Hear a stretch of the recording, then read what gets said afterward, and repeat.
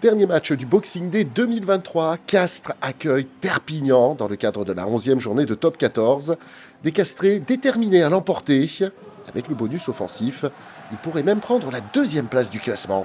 C'est Pierre Poplin qui donne le coup d'envoi de cette rencontre, directement dans les bras de Soti Faasso. On joue depuis 4 minutes et c'est Castres qui se met dans l'avancée là avec Tom Staniforce.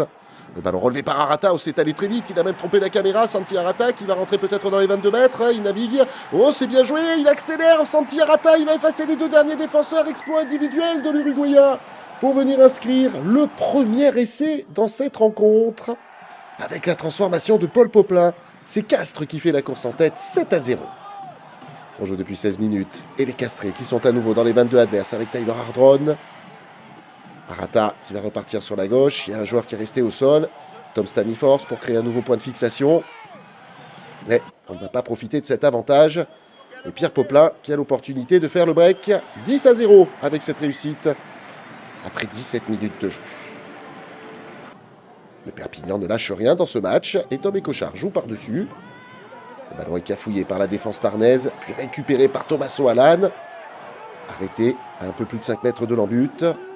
Le ballon qui continue son voyage jusqu'à l'aile gauche où il y a un surnombre. Et c'est Mathieu Acebes qui vient inscrire le premier essai de l'USAP dans ce match. Un essai transformé par Tommaso Alan. Et Perpignan qui revient dans le coup. 10-7, peu avant la demi-heure de jeu. Et les Catalans qui enchaînent avec ce ballon porté. On a passé la demi-heure cette fois-ci. Et on se met à la faute du côté du CO dans ce regroupement. Nouvelle pénalité pour Tommaso Alan, ça passe une nouvelle fois. Oui, il a le regard noir, mais dans le bon sens du terme, là, Franck Azema. À la pause, avec ce dernier dégagement de Tom Écochard, il y a 10 partout entre le CO et Perpignan. 8 minutes dans cette deuxième période. Et une mêlée, introduction pour Tom Écochard. Bonne stabilité, puis ça s'écroule là au niveau de la première ligne dans un deuxième temps. Et Monsieur Pradri, qui avait insisté sur ses fautes et qui va donner un carton jaune. C'est Xavier Tchoki qui va devoir laisser sa place pour 10 minutes du côté de cette équipe de Perpignan. Dorénavant à 14 contre 15. C'est l'heure de jeu. Et Perpignan qui essaye encore une fois de mettre une grosse pression défensive, mais se fait transpercer. La passe de Louis Lebrun, Dumora, qui est bousculé là, Dumora semble-t-il. Même si Mathieu Acebes est le premier sur ce ballon ensuite, bien plaqué par Botitou. Il va y avoir un carton, c'est Jeronimo de la Fuente cette fois-ci.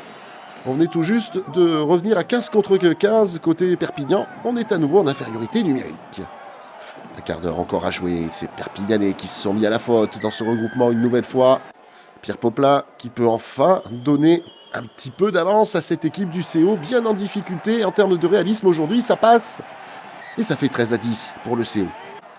La dernière action du match. La sirène a retenti. On aurait pu prendre une pénalité pour égaliser du côté de Perpignan, mais on y croit plus que jamais dans ce match. Allez, les pick and go.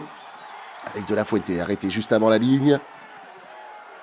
Poisson de Tuilagui qui est venu se positionner pour essayer à son tour de partir au ras de ce regroupement. Voilà qui est fait. Il en manquera encore un tout petit peu. Veredamou, lui, en revanche, va trouver la faille. C'est l'essai.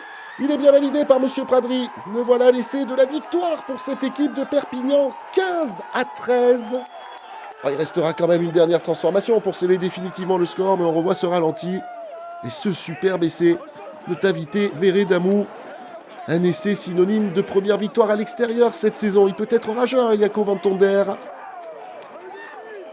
Exploit pour cette équipe de Perpignan et Tommaso Alan qui va sceller le score d'un drop. 2 points de plus et la victoire pour cette équipe de Perpignan. 17-13.